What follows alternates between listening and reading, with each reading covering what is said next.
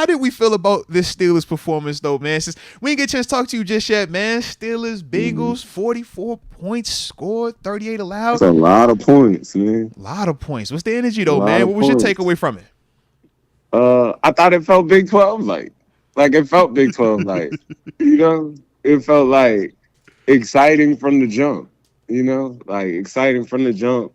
Started off a little bit bad, bottom 7, and just to come back and it's just points. Like it just felt like points for points on points, So it felt like a good game. I felt like I thought the Steelers played well. I thought it felt like everybody should feel good about it. Everybody left happy. Everybody felt good, I thought it felt like that. To score defensively, get turnovers defensively. Yeah. Get turnovers defensively, like that was good, So I think the energy's up. I think it's a good win. I think it was a good Steeler win. AFC North win. Those feel good, Stacking wins. Not facts. Stacks wins, finding ways to win. I thought Russ played pretty well. I felt like everybody, it almost felt like everybody played well, Like, it didn't feel like dudes played bad. Like, I didn't think Patrick Queen played his best game. But, yeah, that's what we were saying. Everyone contributed on offense. There's probably everybody 10, 11, 12 well, dudes you can name. And then defense, you're right, too. Like, I think certain guys made tackles in moments. Certain guys had turnovers. I didn't think he played bad. I thought interior wise, I thought TJ played TJ. There's a couple plays I seen in a run game. I thought he just didn't play the greatest, but I thought TJ was TJ. I thought they had a couple runs scored out. Well, that's what I wanted to ask you about. How did you feel about the runs? Because obviously we watch it, and while we're watching the game, we're seeing Chase Brown have a couple of explosives. I think it was a 40-yarder that set up the touchdown for Jamar Chase. And you're looking, it was like, all right, well, we see this guy close in the vicinity. Is it him? Is it scheme? So how did you feel about it, man, after you got a chance to watch it? Do you feel like it was scheme or was it more personnel for us? I watched the plays. I thought it was a little bit more I thought the scheme's obviously there. Like in the sense, not to be it, but all defenses can stop all offenses, and all offenses can score on the defense. Yeah. So the scheme is always essentially there. It's just matching the play to the play. Yeah. So I thought the way they running they running things like duos and doubles, zone reads and whatnot. Well, they make you pick and choose as a defender.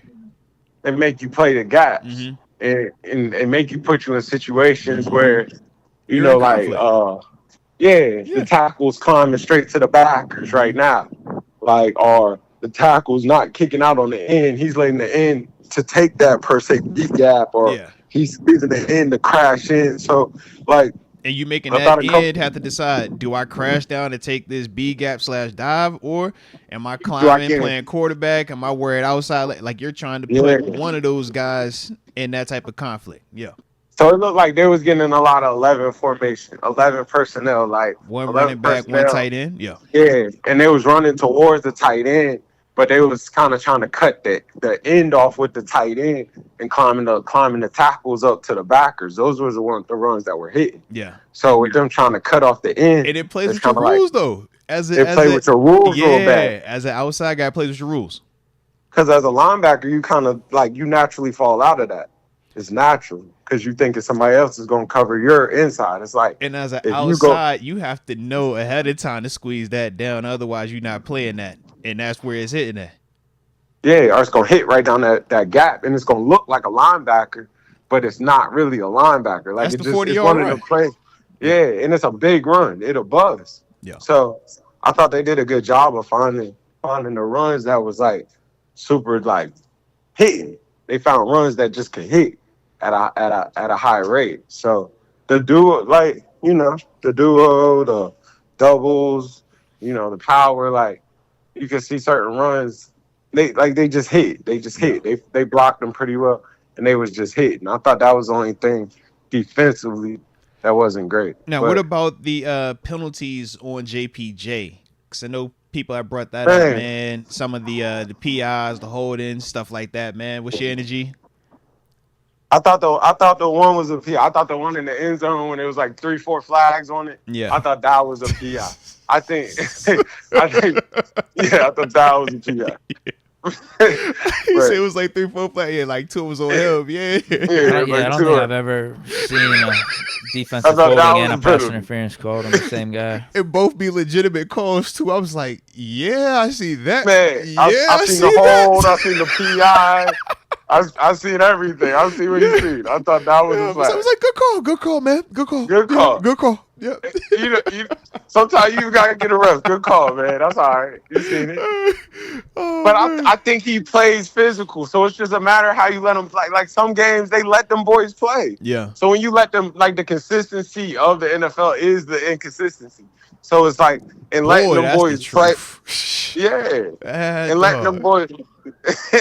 And letting them boys play outside. One day you might be able to play a little bit. The next week they might not let you play as much. TG, so first quarter, second throw, GP slant route.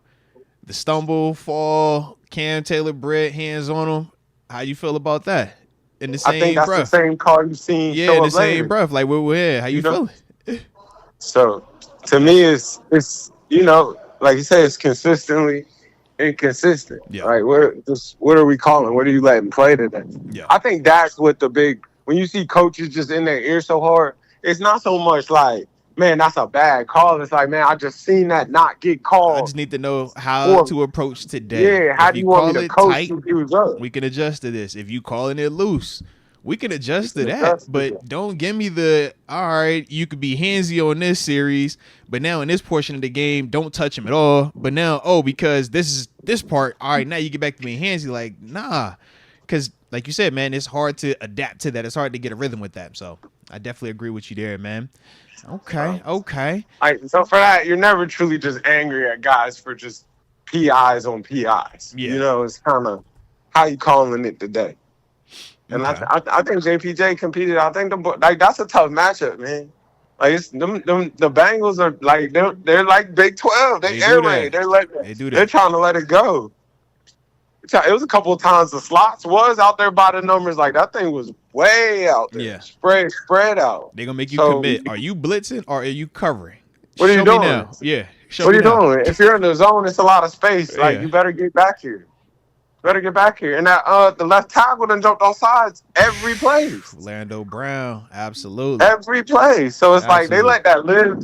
They're protecting these quarterbacks at such a high level that it's a respect when you see the TJ Watts that are doing this at such a high level because it's hard to get back there to that quarterback, bro. Nah, salute on that. Yeah, it's hard to get back there.